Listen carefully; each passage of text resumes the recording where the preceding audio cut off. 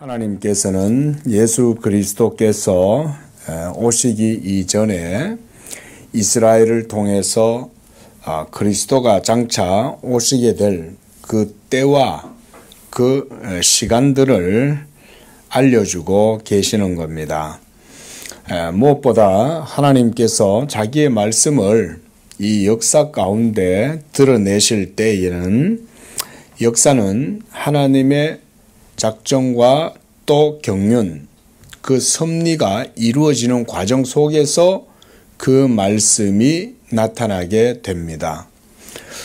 우리는 인간이 역사를 주관하고 인간들의 사업이나 인간들의 경영에 의해서 이 모든 역사가 이루어지는 것처럼 역사의 수레바퀴를 사람이 돌리는 것처럼 그렇게 생각을 할 때가 많습니다.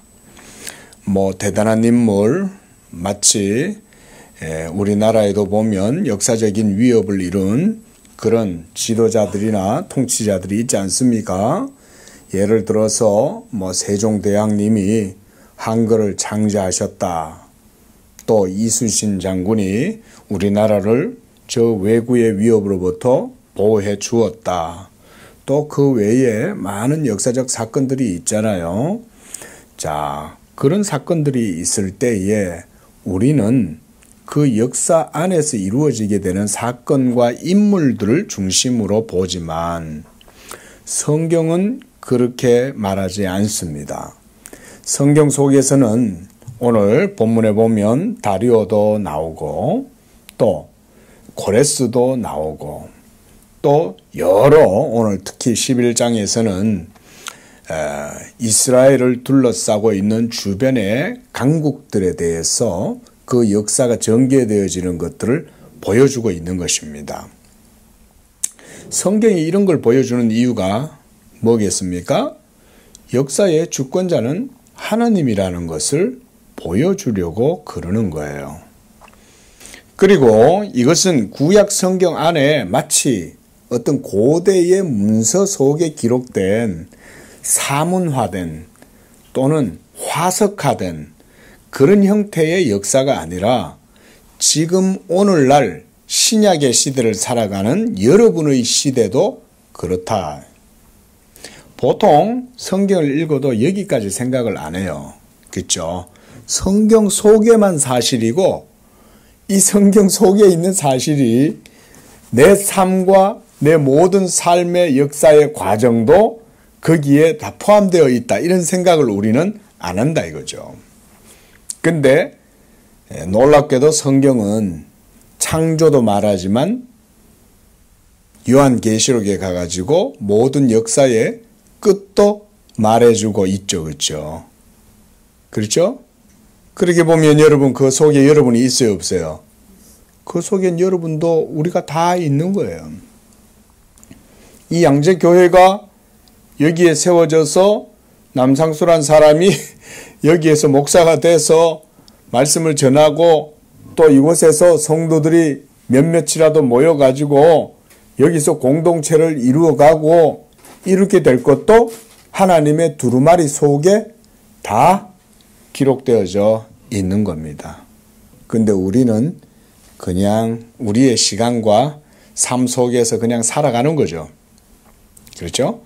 그러면서 우리가 살아간다고 생각하는 이런 식의 생각들을 많이 가지지만 성경은 우리가 살아갈지라도 그 모든 배후의 역사에는 하나님이 주권적으로 모든 일들을 이루어 가신다는 것을 보여줍니다.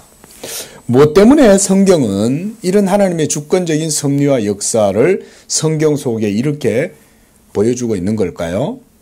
저는 그 가장 첫째 목적이 바로 하나님의 영광 때문이라고 이렇게 고백을 합니다. 저뿐만 아니라 우리 소위 개신교, 개혁신학은 이것에 대해서 분명한 고백을 해요.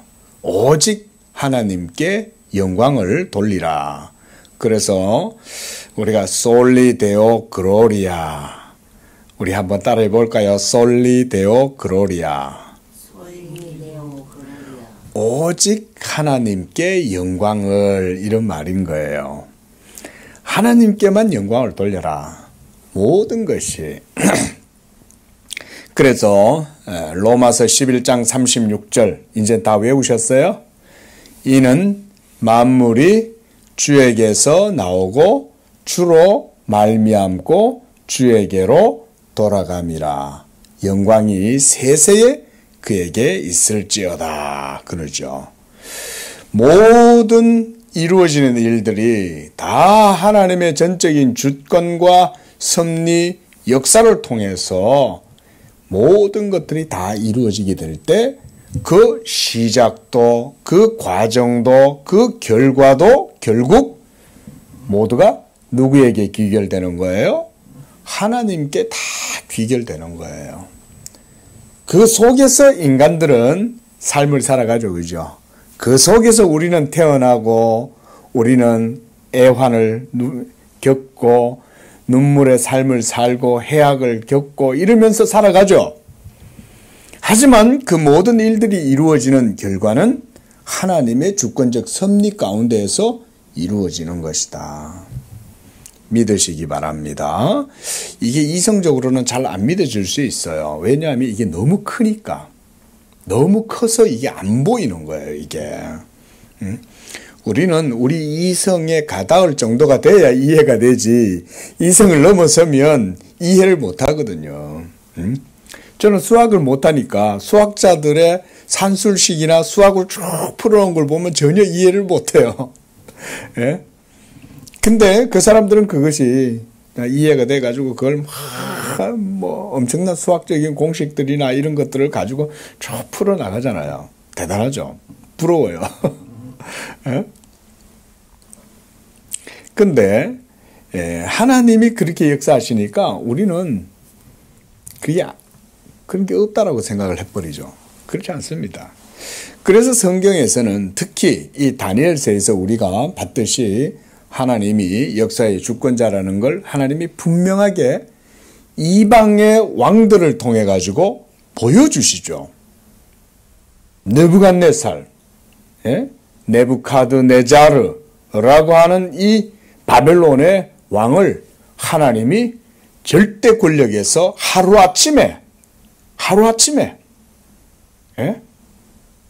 완전히 그 사람을 바보로 만들어 버리는 거죠.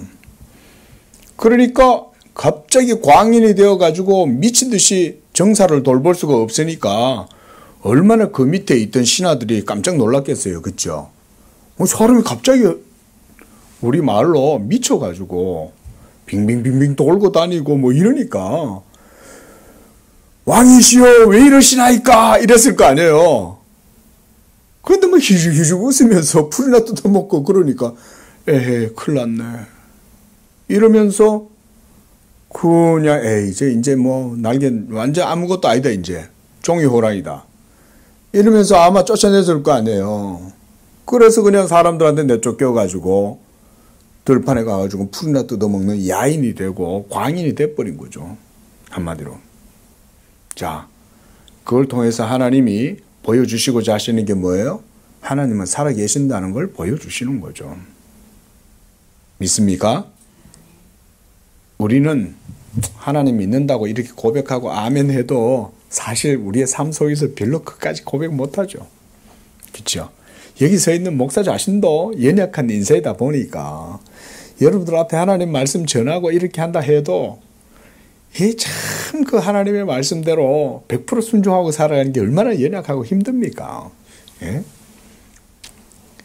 그런데도 불구하고 하나님이 자기의 은혜로 모든 것들을 다 이끌어 가신다. 역사의 원동력은 그거예요.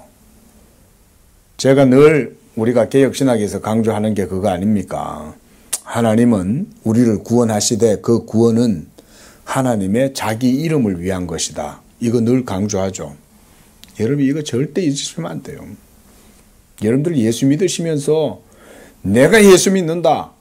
내가 믿었으니 이렇게 되는 것이다. 이런 식의 사고방식이 여러분 속에 싹 깔려 있어요. 특히 복음주의 신앙권 안에 있는 분들이 더 그래요. 그러니까 내 열심히 있어야 뭐 이루지. 이런 식의 생각을 못 버려요. 이거를요. 이걸 버리는데 몇 년 걸리냐? 10년이 더 걸려요. 예? 이걸 버리는데요. 말씀을 계속 듣고 말씀을 배우고 그 속에서 하나님이 또 은혜를 주셔야 돼요. 그것도 말씀 배운다고 깨닫는 게 아니에요. 은혜를 주셔가지고 그래 성경이 맞단다. 성경 속에 기록된 그 말씀들이 하나님의 진리대로 기록된 거란다. 이걸 깨닫도록 하나님께서 또 여러분들의 삶을 또 만져주셔야 돼요. 그래서 그 속에서 은혜를 배우고 난 다음에라야 기록된 성경이 남 목사가 그렇게 얘기하는 게 그게 맞나 보네. 그제서야 그만한 믿음이 조금씩 들어가는 거예요.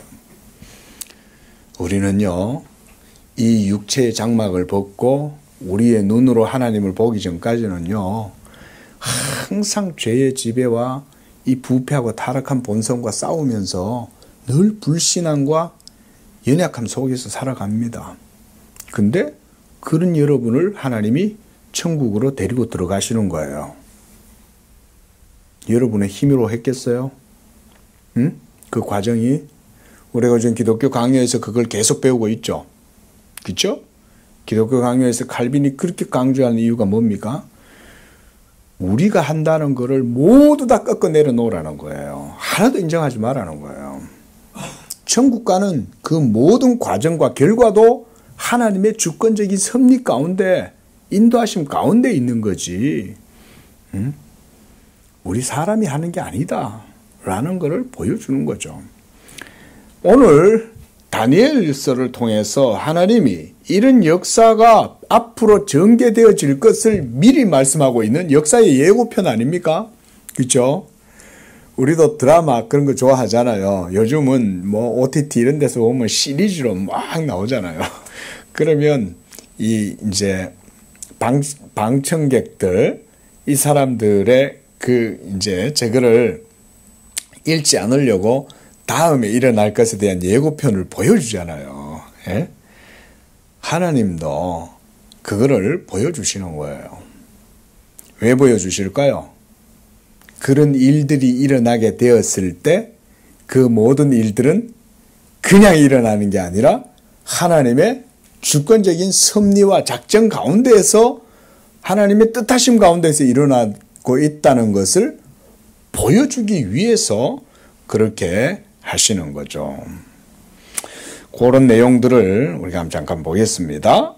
먼저 1절에 보면 이제 이 다리오 원년에 하나님께서 그 다리오를 도와서 그를 강하게 한 일이 있었다. 요거는 10장하고 연결되는 내용이에요. 그래서 우리가 지난주에 봤듯이 20절에서부터 보면 하나님께서 그 얘기를 앞에서 잠깐 하고 있습니다. 내가 이제 돌아가서 바사 군주와 싸우려니와 내가 나간 후에는 헬라의 군주가 이를 것이라. 내가 먼저 진리의 글에 기록한 것으로 내게 보이리라. 나를 도와서 대항할 자는 너희의 군주 미가엘 뿐이니라 라고 하시면서 역사에 일어나게 되는 모든 일들이 하나님의 뜻에 있다라고 이렇게 말씀하면서 다리오 원년에 일어나 그를 도와서 그를 강하게 한 일이 있었다라고 이렇게 말씀합니다. 자, 우리 다니엘서 5장 그 앞에 있는 내용 잠깐만 보겠습니다. 다니엘서 5장 30절에서 31절. 자, 여기 어떤 사건이 벌어지냐면요. 이 갈대아 왕 벨사살이 이제 하나님의 심판을 받아가지고 그가 죽임을 당하고 그 다음 메대 사람 다리오가 이 바벨론을 차지하게 되는 거예요. 자, 이런 일들이 일어나게 되었을 때 오늘 본문에서는 그를 도와서 그를 강하게 한 일이 있었다 그랬죠. 자, 다리오가 벨사살을 제거하고 이 바벨론을 정복하게 되었을 때 그 일은 누가 했다는 거예요? 하나님이 했다고 말씀하시는 거예요. 하나님이 그를 강하게 해주셨다는 거예요. 원래 메디아는 변방의 작은 나라였어요. 근데 어느 날 이 나라가 강하게 된 거예요. 그리고 하나님께서 이 다리오를 통해 가지고 벨사살을 폐위시켜 버리시는 거죠. 그리고 새로운 나라가 세워지게 된 거예요. 자, 그러고 나서 이제 2절부터는 이제 내가 참된 것을 너에게 보여줄 것이다. 바사에서 새 왕들이 일어날 것이고 그 후에 넷째는 그들보다 심히 부요할 것이요 그가 부요함으로 강하여진 후에 모든 사람을 충동하여 헬라 왕국을 칠 것이다. 그랬습니다. 이 바사 제국이 결국은 헬라 제국과 그리스와 전쟁을 벌이잖아요. 우리가 지난번에도 말씀드렸듯이 영화 300 이게 그 스파르타 얼마나 근육맨들 나오잖아요. 그렇죠? 그때 이런 전쟁들이 일어나게 되었습니다. 그래서 넷째가 그들보다 심히 부요하고 그 부요함으로 강하여진 후에 모든 사람을 충동해서 헬라 왕국을 치게 되고 또 3절에 한 능력 있는 왕이 일어나서 큰 권세로 다스리며 자기 마음대로 행하리라 그랬습니다. 바로 우리가 다 잘 아는 알렉산더라고 할 수가 있습니다. 자, 이번에는 7장 6절을 잠깐 보시기를 바랍니다. 7장에서도 바로 이런 이스라엘 주변에 있는 열국들의 그런 패권이 어떻게 바뀌어지는지에 대해서 하나님께서 보여주셨죠. 7장 6절에 보면 그 후에 내가 또 본즉 다른 짐승 곧 표범과 같은 것이 있는데 그 등에는 새의 날개 넷이 있고 그 짐승에게 머리 넷이 있으며 권세를 받았더라 그랬습니다. 바로 알렉산더 이후에 그 헬라 제국이 4개의 제국으로 나뉘어지게 됩니다.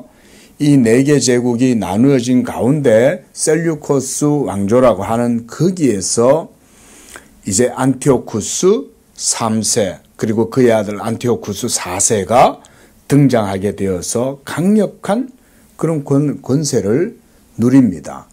그런데 그때 이 이스라엘이 안티오쿠스 4세에 의해서 엄청난 박해를 겪게 돼요. 박해를.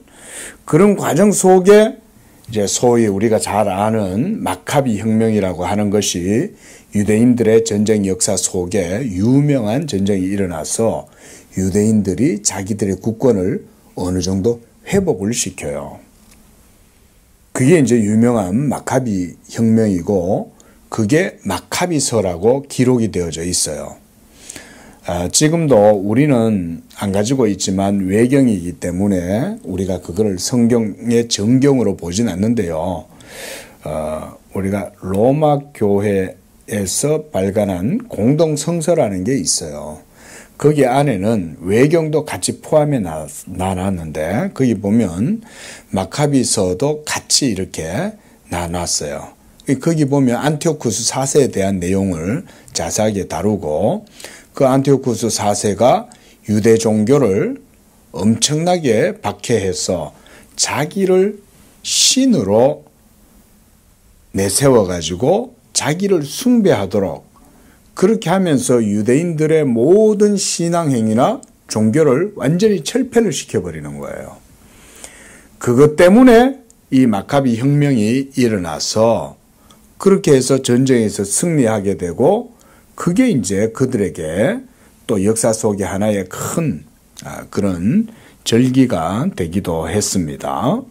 자, 이런 배경들 속에 하나님께서 지금 역사를 알렉산더와 그리고 알렉산더가 젊은 나이에 죽게 되고 그 이후에 알렉산더가 지배하던 모든 나라를 4등분으로 그 밑에 장군들이 나뉘어 가지게 돼요.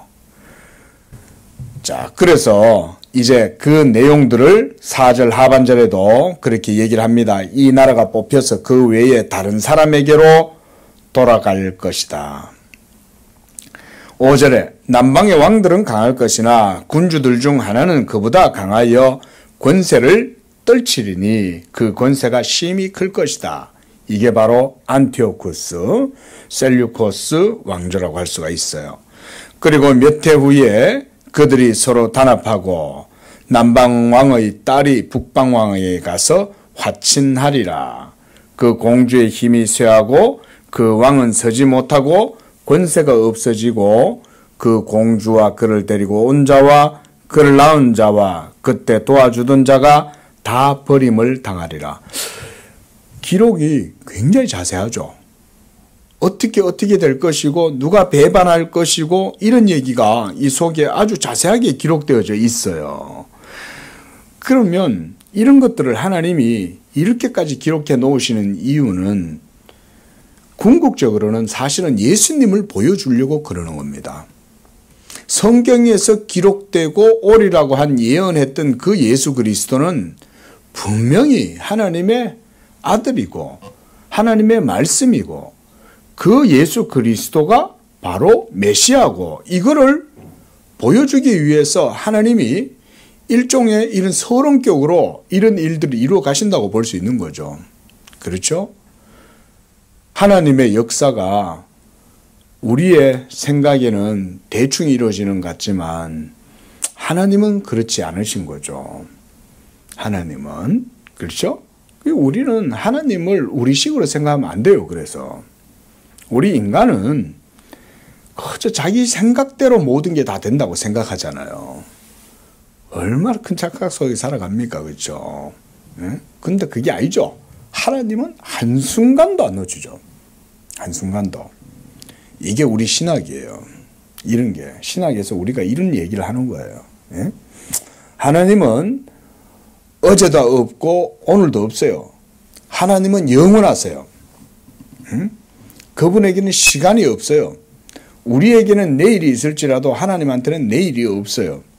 하나님은 오로지 그분 자신의 영원하심 가운데 있을 뿐이에요. 근데 우리는 하나님을 시간 속에서 파악을 하니까 하나님도 시간의 제한을 받는 줄로 생각을 해요.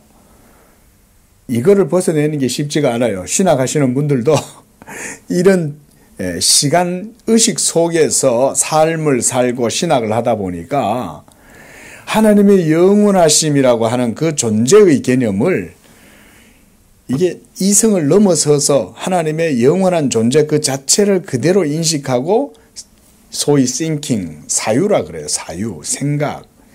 그렇게 사유하는 게 쉽지가 않아요, 사실은. 그게 뭐 우리 성도님들이야 그래 따지면 뭐 오죽하겠어요. 전문적으로 신학을 공부하는 분들도 영원한 현재라는 개념을 생각하는 게 쉽지가 않아요. 근데 여러분 하나님에게는 시간이 없다는 말은 하나님은 어제나 오늘이나 영원하시다 이 말이잖아요. 그렇죠? 여러분들의 어제도 하나님에게는 영원이고 여러분들의 내일도 하나님에게는 영원이에요. 지금 이 순간에도 하나님의 영원은 영원하심 속에서 이루어지고 있는 거예요. 근데 우리는 그 하나님을 우리 식대로 우리 생각대로 판단하고 그렇게 단언하고 그렇게 하죠. 그러나 그렇지 않다. 하나님이 그거를 이런 사건들을 통해서 보여주면서 미리 어떻게 될 것이다. 몇 해 후에는 서로 왕들이 단합해서 남방의 남방왕의 딸이 북방왕과 화친하게 되고 또 그 공주의 힘은 쇠하여 가고 또 그 왕은 서지 못하고 권세가 없어질 뿐 아니라 공주와 그를 데리고 온 자와 그를 낳은 자와 그때 도와주던 자들이 다 버림을 당하게 될 것이다. 아유, 이 완전 시나리오 자체가 자세하게 기록되어 있지 않습니까? 그리고 그 신들과 부어 만든 우상과 은과 금과 아름다운 그릇은 다 노략을 당하여 애굽으로 가져가게 될 것이고 몇 해 동안 그가 북방왕을 치지 아니하리라. 그리고 북방왕이 9절에 남방왕의 왕국으로 쳐들어갈 것이나 자기 본국으로 물러가리라. 이게 전부 다 안티오쿠스 얘기예요. 안티오쿠스가 애굽에 원정을 가가지고 그 애굽을 자기가 좌지우지하고 마음대로 하려다가 결국 그게 실패로 돌아간 거예요. 그리고 그것에 대해서 로마가 이것에 대해서 경고를 하고 너 그렇게 하지 마 라고 하면서 이 안티오쿠스 에피파네스 4세가 결국은 돌아갑니다. 그런데 돌아가는 길에 이 유대인들을 완전히 박살을 내버리는 거예요. 너무 열받는 거죠. 감히 까불어 이러면서 화가 나가지고 이 유대인들을 완전히 거의 멸절시키다시피 그렇게 해버리면서 거기에서 이제 유대교가 어마어마한 박해를 당하게 되고 바로 그 사건 때문에 이 안티오쿠스 4세가 성경에서는 적그리스도의 상징적 인물로 드러나게 돼요. 그 적그리스도 이러면 하나님의 성전을 무너뜨리고 가증하고 더러운 것을 하나님의 성전에다 세운 바로 그 안티오쿠스 에피파네스를 그래서 우리가 적그리스도의 상징적 인물로 역사 속에서 인식을 하게 되었어요. 그런 과정 속에 지금 이런 일들이 일어나게 된 거예요. 지금 아직 예수님이 왔어요? 안 오셨어요? 아직은 안 오셨죠. 예수님이 오시는 그 시기 안에 그 가운데 지금 이런 일들이 일어나게 되는 거예요. 시기로 따지자면 BC 169년 정도라고 역사학자들은 말을 합니다. 그러나 10절에 그의 아들들이 전쟁을 준비하고 심히 많은 군대를 모아 물이 넘침같이 나올 것이고 그가 또 와서 남방왕의 견고한 성까지 칠 것이요 남방왕은 크게 노하여 나와서 북방왕과 싸울 것이며 북방왕이 큰 무리를 일으킬 것이나 그 무리는 그의 손에 넘겨준 바 되리라. 그가 그 큰 무리를 사로잡은 후에 그 마음이 스스로 높아져서 수만 명을 엎드러뜨릴 것이나 그 세력은 더하지 못할 것이다 그랬습니다. 14절에도 보면 그때 여러 사람이 일어나 남방왕을 칠 것이고 백성 중에서 포악한 자가 스스로 높아져서 환상을 이루려 할 것이나 그랬어요. 그러니까 이 성경의 기록이 남아있겠죠. 이 다니엘서가 이 페르시아에 남아있었을 거 아니에요. 그렇죠? 이 다니엘은요, 고레스가 점령을 하고 나라를 다스리고 이렇게 할 때도 또 다리오가 있을 때에도 이 다니엘은 계속 살아 있었어요. 그러면은 이 다니엘이 기록한 이런 성경의 내용이 그들에게 전달되었겠죠. 그렇죠? 그러면 이 다니엘은 엄청난 사람이잖아요. 응? 바벨론 제국에서 다니엘의 신적인 영험함, 이거는 엄청난 권위를 갖고 있었죠. 그걸 여러분들 생각하셔야 돼요. 그러면 다니엘의 신적인 권위, 영적인 권위가 대단했으면 다니엘이 기록해 놓은 다니엘서는 어떻겠어요? 이거는 엄청난 가치를 갖고 있는 거죠.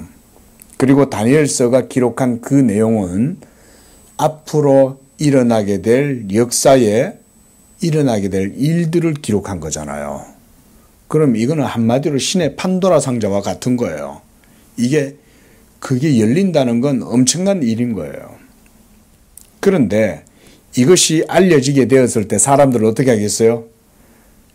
그 신적인 역사를 거슬러서 바꾸어 보려고 하겠죠. 무슨 얘기냐면 우리가 한 번씩 영화 같은데 SF 공상 영화 보면 뭐 백 투 더 퓨처 이런 거 있잖아요. 네? 요즘도 보면 뭐 시간 이런 소재로 뭐 다중우주론 이런 거 가지고 영화로 만든 거 되게 많이 있죠. 그 영화 보면 현재를 바꾸기 위해서 과거로 가죠.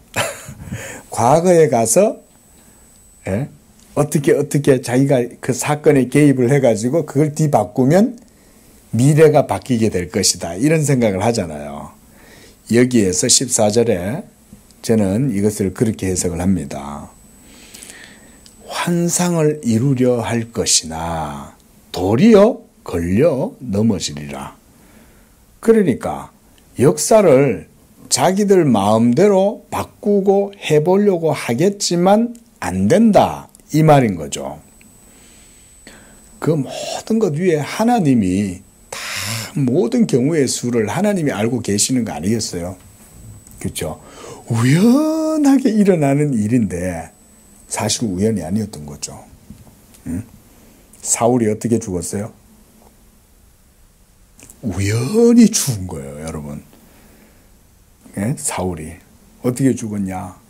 누가 활을 아무데나 휙 쐈는데 휙 그냥 적군이 아무렇게나 쏜 거예요.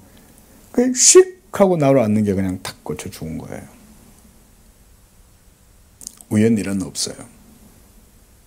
그 적군 병사가 어떻게 썼냐면 이렇게 성경에서 보면 에라이 아무나 맞아라 이러고 쏜 거예요.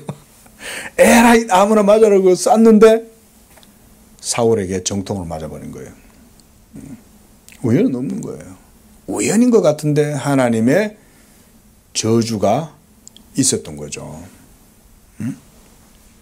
그 외에도 뭐 성경 속에는 그런 얘기들이 많이 있잖아요. 그렇죠? 예? 사울이 아버지의 잃어버린 그 소를 찾아서 나갔을 때 그거 우연하게 된 게 아니었던 거예요. 이미 하나님의 섭리 속에 그렇게 되도록 하나님이 섭리하신 거죠. 그리고 하나님께서는 사무엘 선지자에게 그 일을 알려주신 거죠. 내일 이맘때 되면 한 청년을 만나게 될 것이고 그 사람을 왕으로 세워라. 하나님이 그렇게 얘기해 주시는 거죠. 근데 이런 하나님의 주권적인 섭리가 성경 속에만 있다? 그게 아니라는 걸 여러분들한테 제가 말씀을 드리는 거예요. 그거를 분명하게 믿고 고백을 하시라. 하나님이 우리의 모든 호흡까지도 다 주관하세요. 네? 하나님께서. 그걸 믿어야 돼요. 응? 사람이 하나님께서 권세자들을 패하시는 것도 하나님이 하십니다. 정말. 그래서 사실 하나님을 생각하면 여러분 먼저 두려워해야 돼요. 저도 목사가 되고 어려서부터 가정에서 믿음의 가정에서 자라서 하나님이 친한 것 같지만 나이가 들어가면서 신학을 하고 말씀을 배우고 하나님을 알아가면 알아갈수록 점점점 하나님이 더 두려워져요. 왜냐하면 하나님을 더 잘 알아가니까. 하나님이 얼마나 두려운지 몰라요.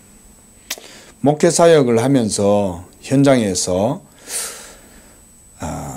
그래도 목회 현장에서 그래도 어느 정도 그런 것들을 봤으니까요. 근데요, 정말 하나님이 무서워요. 제가 교회 내에서 그런 어려운 일들을 겪다가요, 여러 번 몇 번 봤어요.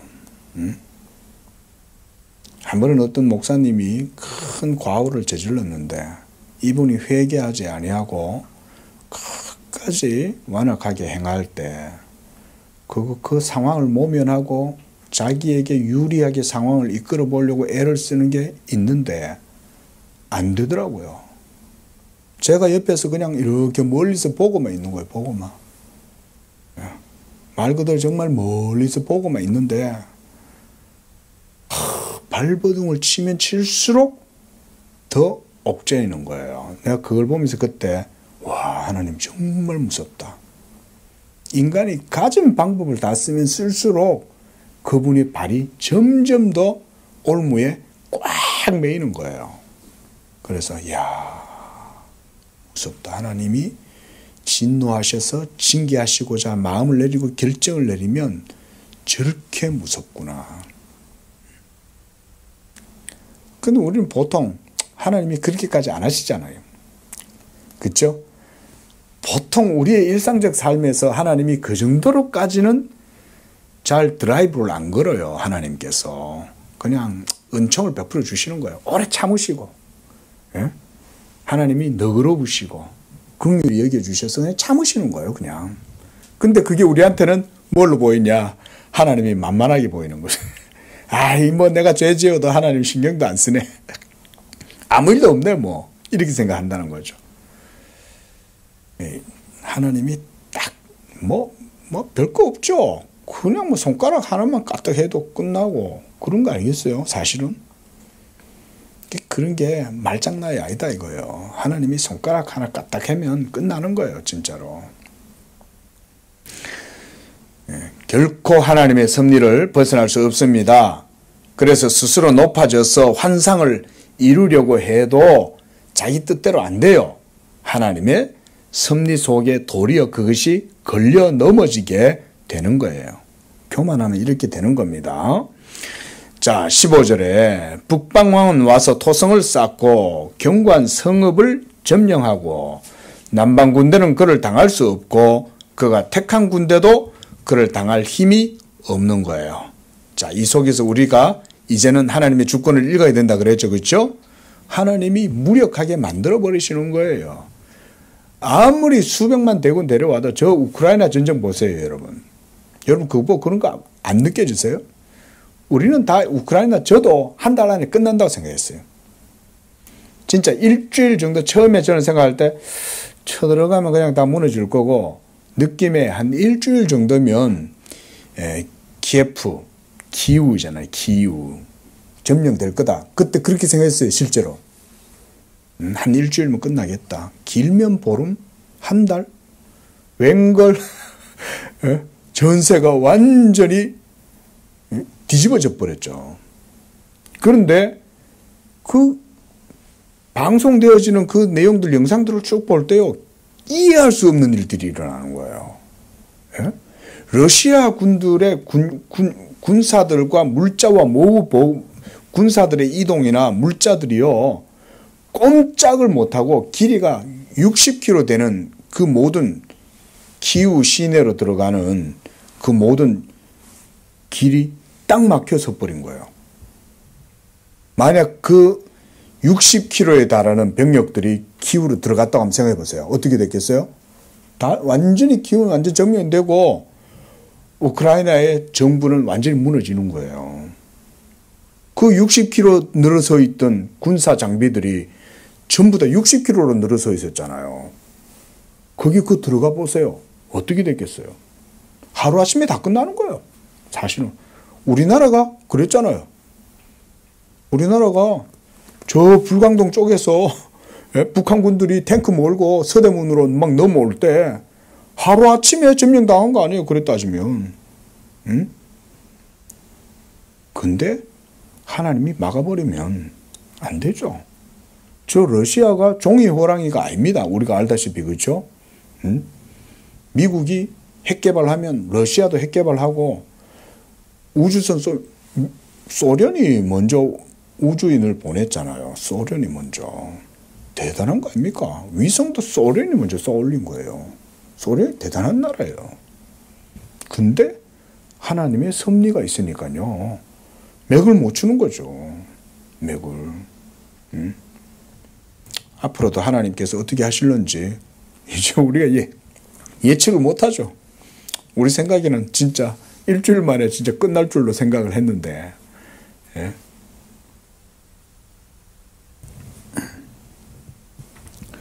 16절에